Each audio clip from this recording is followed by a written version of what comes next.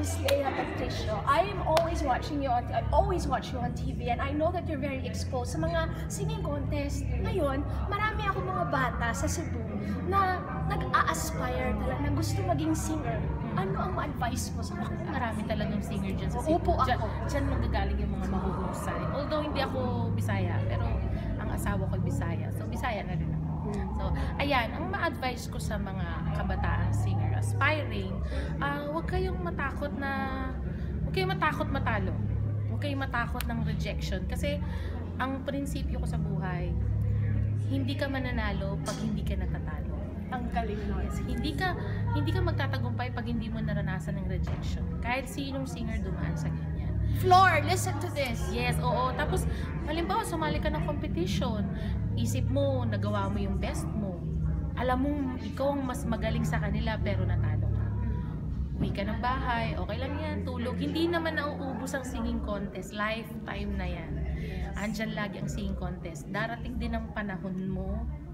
Darating din yung para sa'yo. Basta lang, tiyaga lang.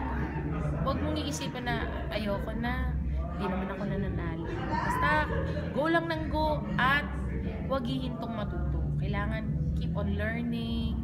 That's really good. Keep, ang kasi, listen, observe, and then gawin mo sa sarili mo. Manood ka ng mga singer, paano ba nila nagagawa yung ganun? Paano sila nakakarating sa ganun?